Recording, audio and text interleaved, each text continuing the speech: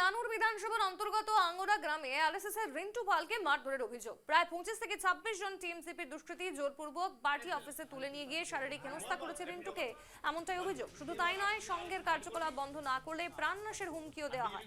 টিএমসির এই নোংরা সন্ত্রাসের রাজনীতি আমরা তীব্র ধিক্কার জানাই। আরএসএসের কর্মী সমর্থকরা এমনটাই বলেন। হিন্দু সনাতনীদের উপর ধারাবাহিক আক্রমণ, ভয় ও সন্ত্রাসের বিরুদ্ধে সমস্ত হিন্দু সমাজকে ঐক্যবদ্ধ হওয়ার আহ্বান জানান রাষ্ট্রীয় স্বয়ংসেবক সংঘের নেতৃবৃন্দ।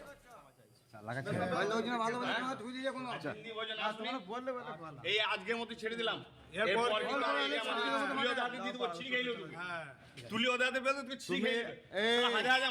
আমাদেরই ছেলে, তুমি এরকম এই মানুষগুলোকে এরকম করবে কেন?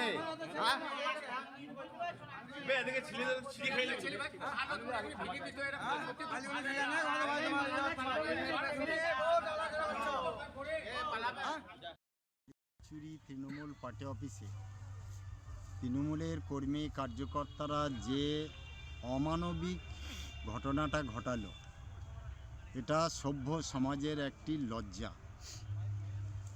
সভ্য সমাজে যে এই ধরনের কাজ চলতে পারে, এটা তার একটা নূতন দৃষ্টান্ত স্থাপন করলেন তৃণমূল কংগ্রেস দল। পিন্টু পালকে কোথায় যাচ্ছিল, 10-12টি মোটরসাইকেল এসে জোর করে তাকে অফিসে নিয়ে যেতে বাধ্য করায়। অফিসে নিয়ে গিয়ে তাকে নানা রকম থ্রেটনিং দেওয়া হয়। তাকে বলানো হয় যে জীবনে আর কোনো দিন আরএসএস করব না, জীবনে কোনো দিন বিজেপি করব না, এটা বলতে হবে এবং সবার কাছে হাত জোর করে ক্ষমা চাইতে হবে, কান ধরতে হবে, হ্যান ত্যান অমুক্তম।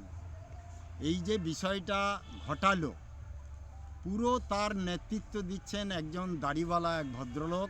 আমি ভদ্রলোক তাকে বলবো না, সে হিন্দু না মুসলমান না বৌদ্ধ খ্রিস্টান আমি জানি না, কিন্তু একটা দাড়িওয়ালা লোক। এবং বাকি লোক যারা আছে তারা সেটাতে উৎসাহ দিচ্ছে এবং সে